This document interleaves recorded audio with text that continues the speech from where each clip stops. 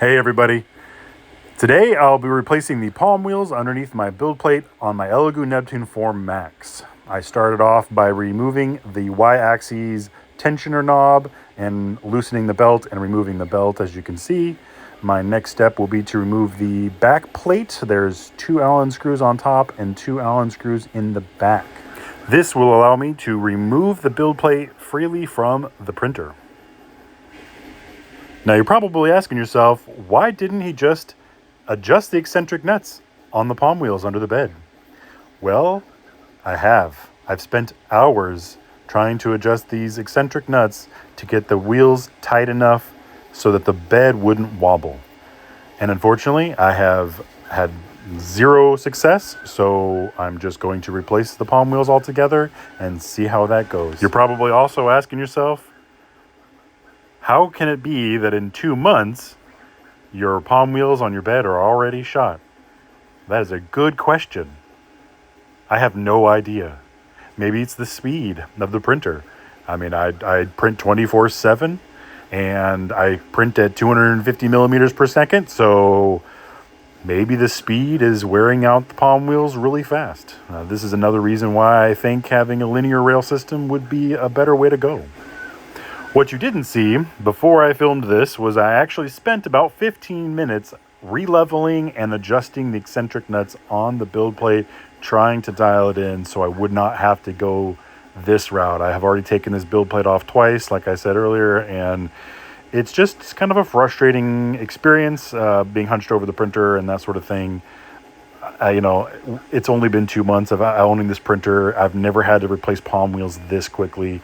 Luckily, I had another set of palm wheels, a brand new set, lying in my toolbox because of my other printers. So I was able to use those, and I will show you here in a little bit and include a link in the description to those palm wheels that I'm using. Now, after I get this plate off, I'm actually going to raise the X-axis gantry up out of the way so that I can actually get the build plate removed and taken off altogether.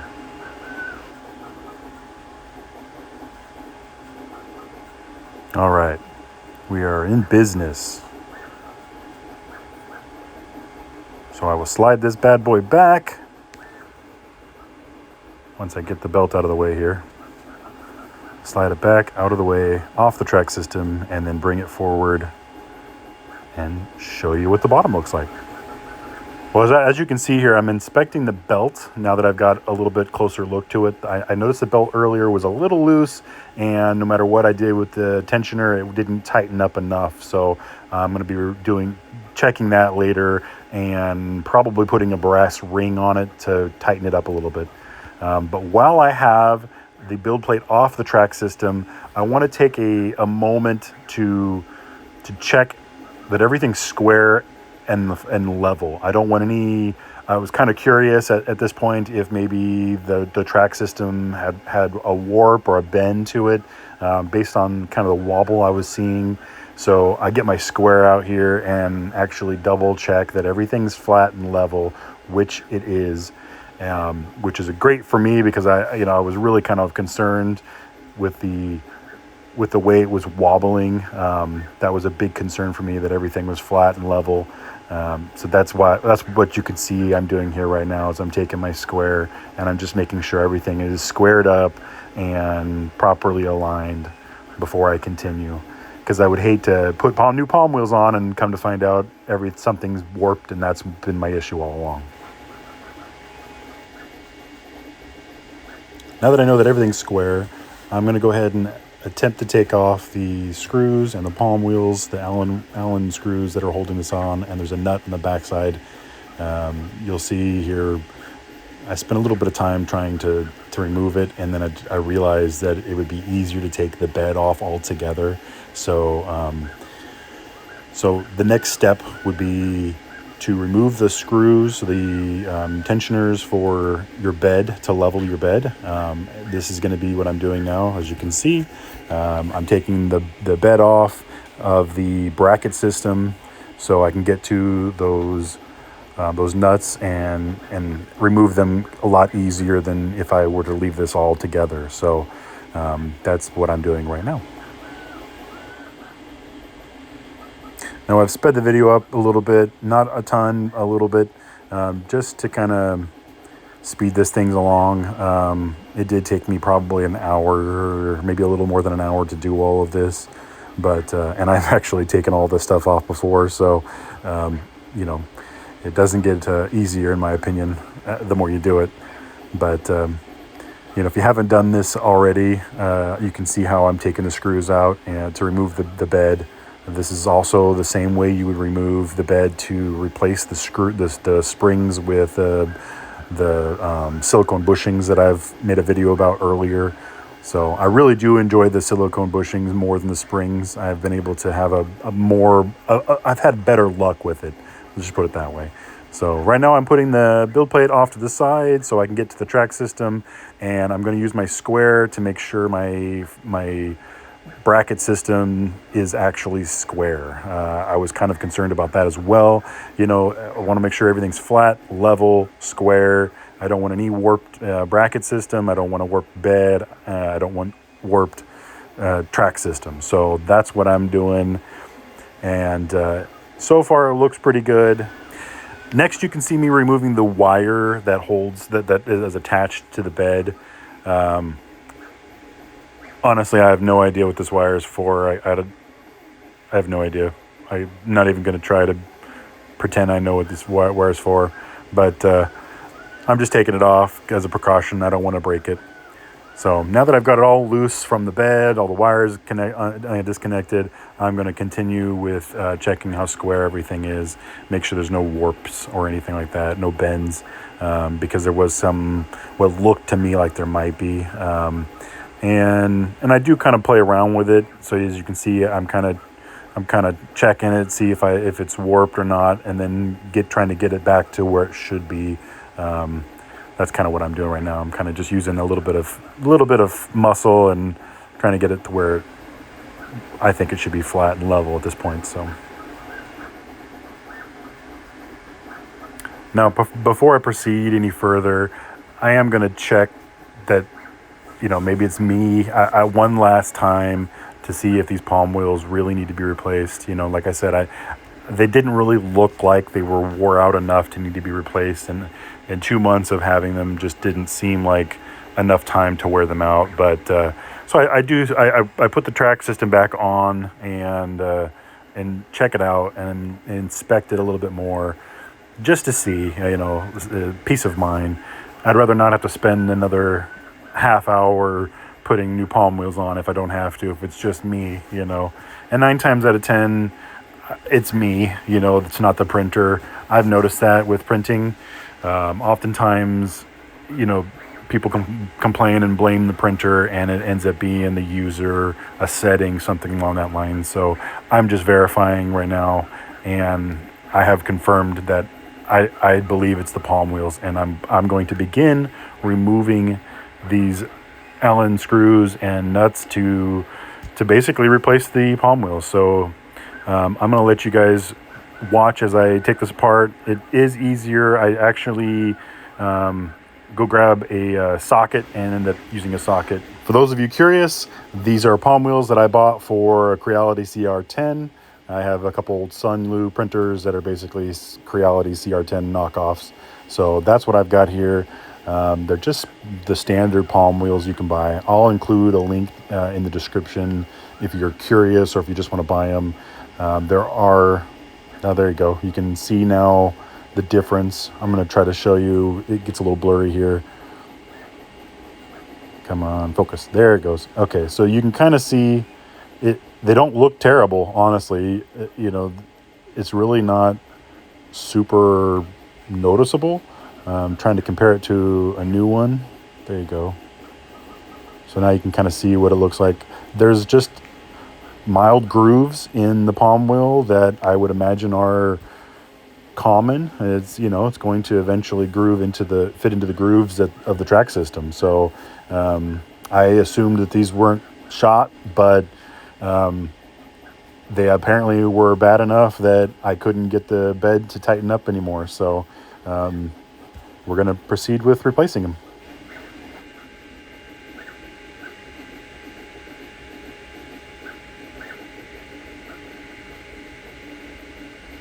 Now begins the long process of removing the Allen screws and nuts to get each palm wheel off and replace it with a new one. As I drop stuff. It's worth noting, you don't want to lose anything when you're doing this, so be very careful not to lose any of the pieces. It'd be kind of a pain in the butt to try to have to source out of, spacers or screws. And you kind of have to remember which way you took them off. My first one I put on, I actually did it wrong. I put them on wrong and had to take it back off. You'll see it here in a sec. I put the eccentric nut on wrong.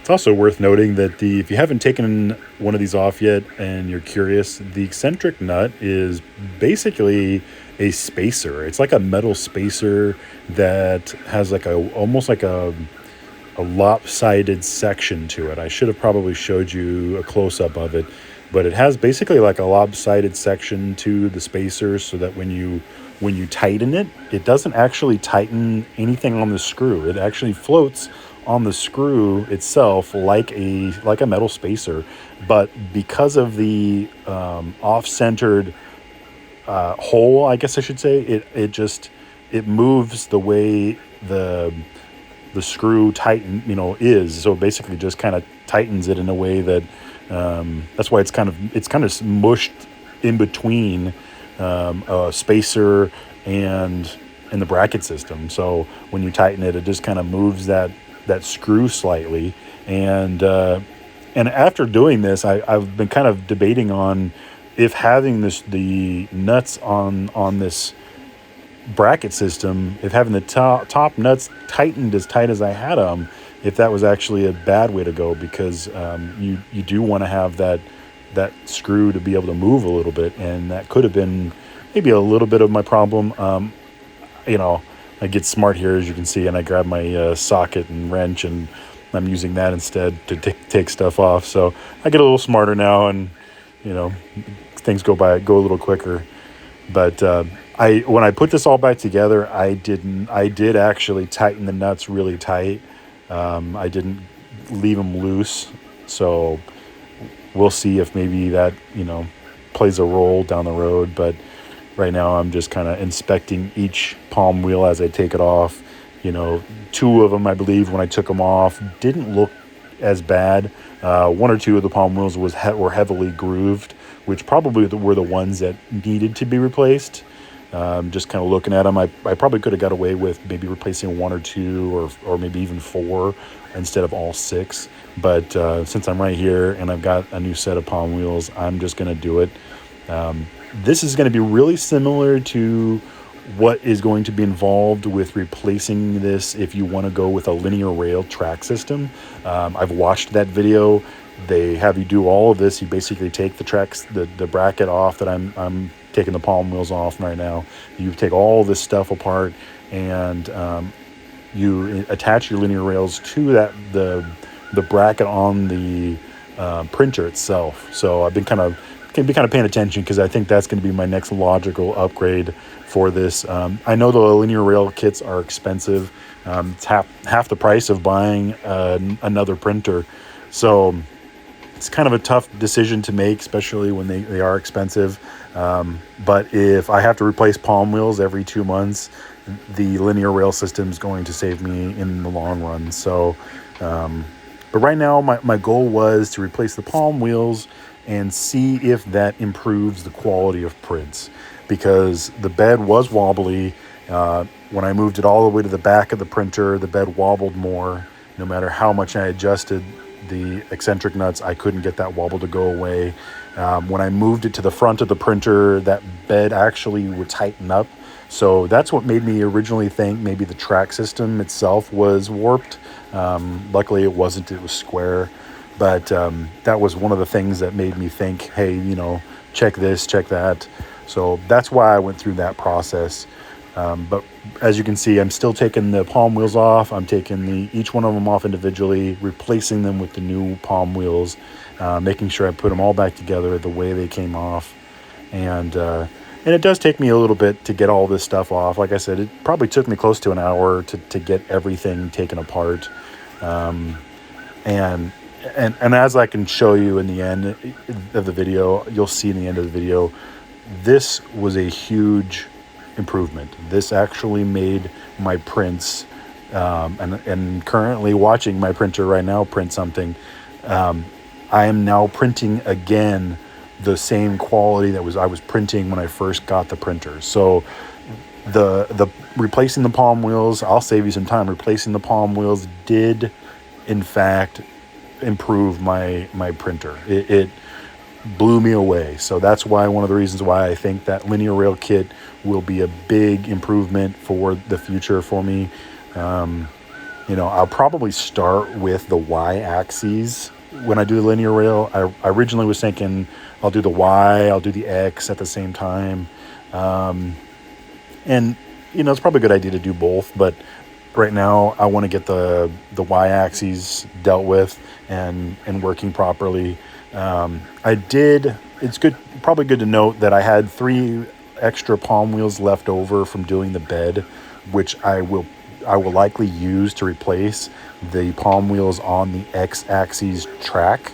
That holds the actual hot end and moves. Somebody had pointed out, did you replace those as well? And after looking at them, they are grooved. I haven't noticed a lot of wobble to the head of the hot end, so I wasn't super concerned. But now that I'm looking at it, I might just go ahead and replace those as well, since I'm right here.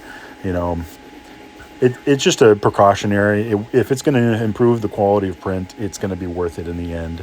So sorry, I kind of blocked the video here with my shoulder, trying to get in there and get all these things removed.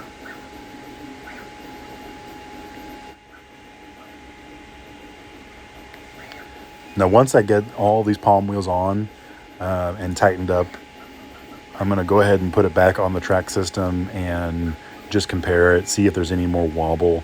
Earlier in the video, you saw me check it one last time before taking the palm wheels off, and there was a lot of play, a lot of wobble to the track, to the bracket system. So here I go. I'm going to go ahead and put this back on, and then once I test it, everything will basically be reassembled again.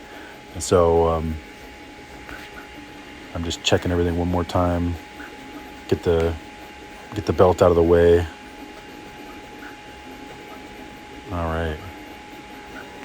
So now I'm putting it on the track system, sliding it on. The belt can catch, so you want to just be careful with that. You don't want to use too much force. But there it is. Yep, thumbs up. It works perfect. Awesome.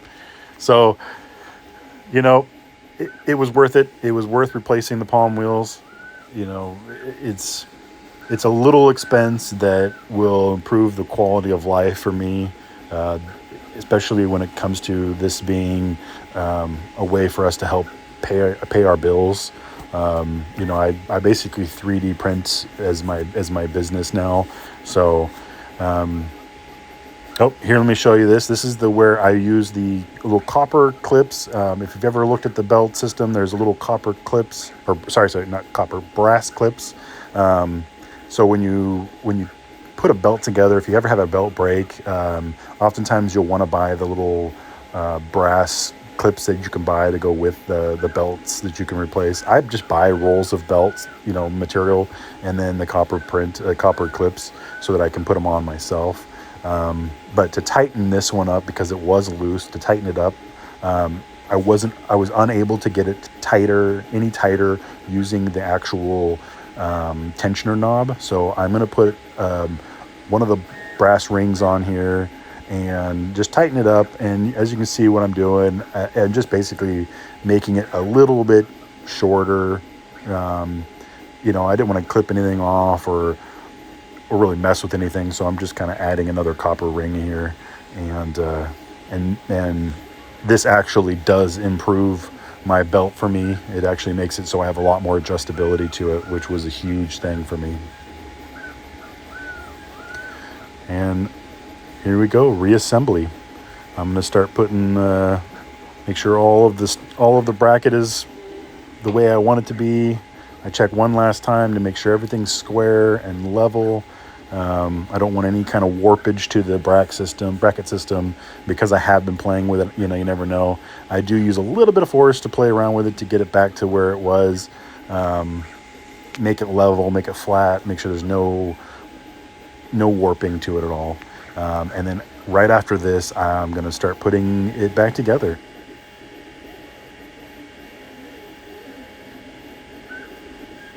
All right, so we're all flat, level, square. I'm going to get the belt out of the way. Double check which way it needs to go back on, because that, make sure I do it right. Make sure I get it on there right, because I will have to put that wire back in, and I want to make sure everything attaches and lines up properly. So now I've done this a few times. I've actually put the screws, the knobs on for the spring, the spacers. I put those on a few different times already. So this is a pretty simple, straightforward process for me. The silicone bushings have pretty much stayed in place, and so I just have. I'm just gonna put them on real quick and get everything kind of buttoned up. And then that way, when I get this all back together, I can start to do the re-leveling. You will have to re-level the bed, unfortunately, because I've basically taken it all apart, and so now I'm going to have to re-level everything. But, such is life.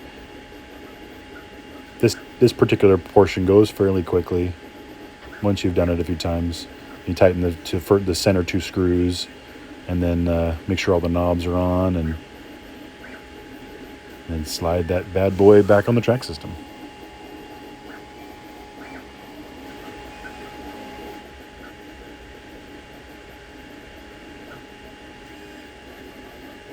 All right, we are in business. I'm going to slide this bad boy onto the track system. Avoid snagging the belts. Make sure the belts are all lined up properly, so when I feed it through, the belt will not get caught on anything and be in the right position when I get it all dialed in. As you can see, I'm fiddling with it to make sure the belt is out of the way. Tightening up the tensioner now. I'm going to put the tensioner on here. And so this is the Y-axis belt tensioner. Just you put the knob back in and you tighten it up. It's pretty straightforward. I got to make sure all the belts are all hooked up.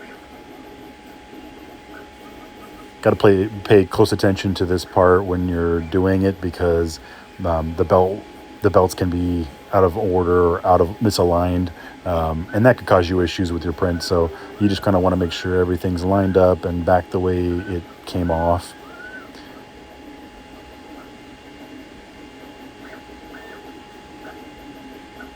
Next step will be to put the wire back onto the frame that was I took off earlier. So I'm going to reclip that wire back in, which is pretty straightforward. And then the final process will be putting this plate back on.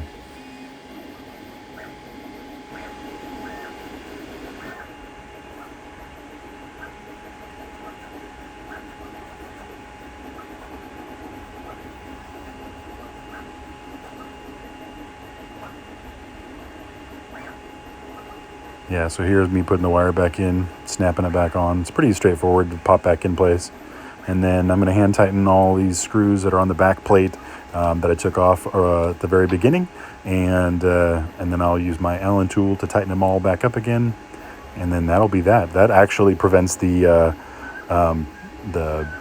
build plate from sliding off the track system. So don't forget to put that back plate back on. But this is a pretty easy process. Like I said, I've done this a few times already. This will be my 3rd time taking this all back apart. And this is what you would have to do if you do the linear rails kit. So, it's good to know how to do it. If you're planning on having this printer, or if you have a printer like this that have POM wheels, you will have to take the POM wheels off at some point in your life and replace them. It's just part of 3D printing maintenance. The Anycubic doesn't use POM wheels. The Anycubic Cobra 2 Max uses a linear rod system, which is very similar, but it just is basically, instead of having POM wheels, it has wheels that ride onto a rod. I haven't had to adjust the eccentric nuts on it yet. I haven't had to do any of that on the Anycubic. This is the first time I've had to do this on the Elegoo. I probably should have done this a week ago, maybe 2 weeks ago. It would have saved my butt from having to tear it apart 3 times in a row. But, you know, lesson learned the hard way, as always with 3D printing. Now, if you haven't noticed, I actually 3D printed brackets, and I'm attempting to try something new. I've done several different methods to try to get rid of the vibration on my printer, and as you can see, I'm actually lining up the holes and trying to level the printer. So the bracket system I'm doing, it's a theory of mine. I've had a lot of people tell me you can use like a stone top and put your printer on a stone top, or put your printer on a cement floor and see if you get as much vibration in the print, like ghosting is what they call it. What I decided to do is, because my bench here was hand built. I built my workbench, and it is solid. It's bolted to the wall. It's bolted to the cupboard above it, the cabinet. So it's a very sturdy bench. So I decided in theory, I decided to bolt my printers to the workbench. So any vibration that comes off the printer will travel into the workbench and be absorbed by the workbench instead of by the 3D print itself. That was my theory.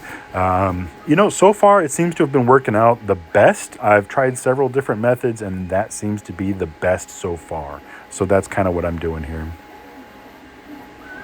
Now I got to clean off this build plate, the magnet on here, and put my little pie sheet back on. I don't even know if that's how you pronounce it, the PEI, the little metallic sheet on here. And I'm going to begin leveling the bed. Turn the printer on and level the bed. And I'm going to start by doing the manually leveling, because I do have a bunch of the knobs I still need to put on because of earlier mod I did. I'm using 2 knobs per corner. So that's something I did on a previous video. If you're curious, you can go check that out. Just kind of modded basically the bed adjustments on it. But I'm going to go ahead and re-level everything and get it back to where it should have been. And because I don't have the play in the bed anymore, I'm going to have a lot better experience now going forward.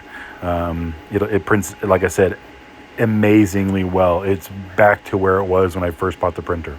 So this was definitely worth doing. Unfortunately, the leveling, if you want to stop watching the video, I totally understand. The leveling does take quite a while. I try to speed it up a little bit, but it's still, it takes a while. You guys have probably leveled your bed a few times if you have this printer. It's definitely one of the frustrations about the printer. My Anycubic Cobra 2 Max, I don't level it this much. I don't have to manually level it. I just have to hit level and it levels itself, because it doesn't have any knobs under the bed. So, this has been kind of one of the fun maintenances of owning this printer.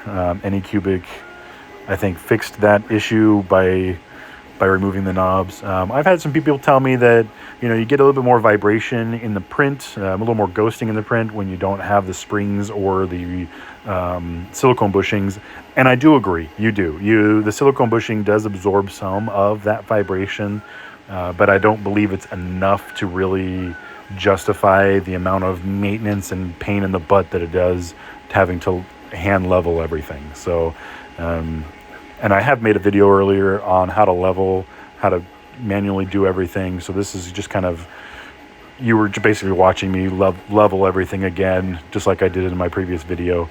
But and if you're curious what I'm doing, I'm just making sure the paper is, I'm using the paper method. I don't have a gauge. I probably have a gauge somewhere in the garage, because I've done some mechanic work. So I probably have a gauge somewhere, but I'm not even, the paper method works for me really well. But I just basically make sure the paper is tight enough that it doesn't rip.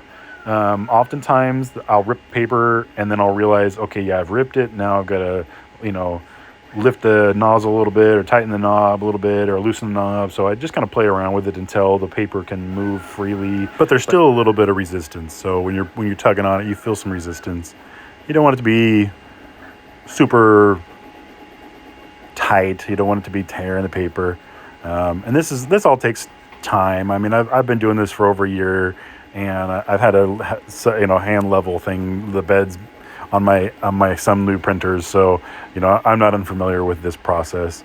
And it's actually not too bad. This printer's not that bad for you even having to do it by hand, if I'm being honest.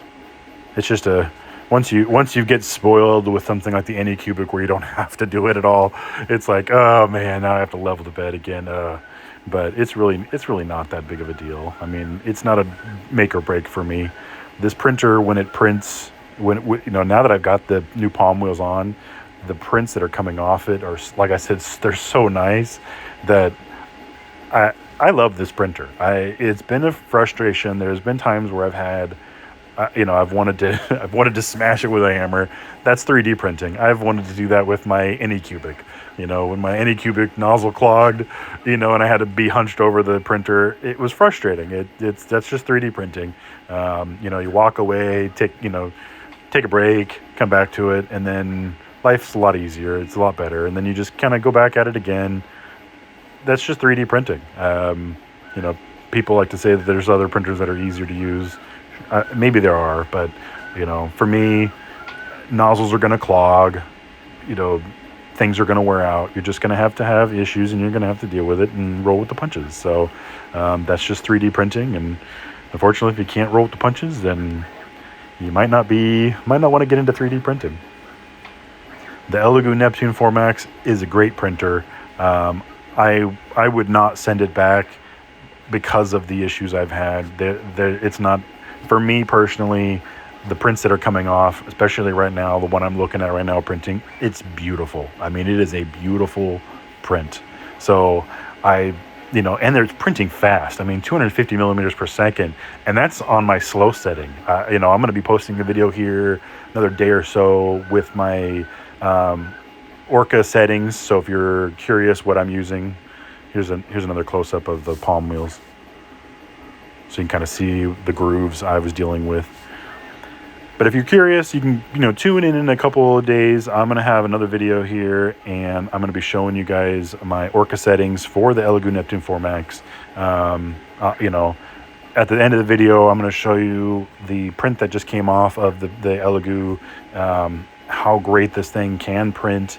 It is a phenomenal printer. It does take some maintenance because of the speed, because of things that loosen up on it, but it is worth it if you don't mind taking those steps. So if you don't mind it, this is definitely a great printer. But ultimately, the POM Wheel Replacement was what fixed my issues. I don't have any more play in the bed. After the video, I didn't get a chance to show it in the video, but after the video, I do check the eccentric nuts under the bed, and I do tighten a few of them up to get the wheels moving smoothly. You want a little bit of play. You want them to move a little bit, but you don't want to, because you don't want to be tight on the track system. Otherwise, I'll have to replace them again here too quickly. So that's something I do off the video, just so you're aware. Now the printer will begin auto leveling. I skipped that part. Here's the Yoda torso that I am printing for a customer. I'm actually printing a life-size Yoda for a customer. I have these available on my Etsy store if you guys are curious. The texture you see on the body, that is actually part of the design of the model. So you actually don't see any layer lines, and there's no wobbling. That's actually part of the model itself. And look how clean this thing came off the printer. I mean, that is the skin texture that's designed on the model. Thanks everybody for watching this video. I appreciate all you guys' support and comments, and feel free to comment on this video if you have questions. Thanks again.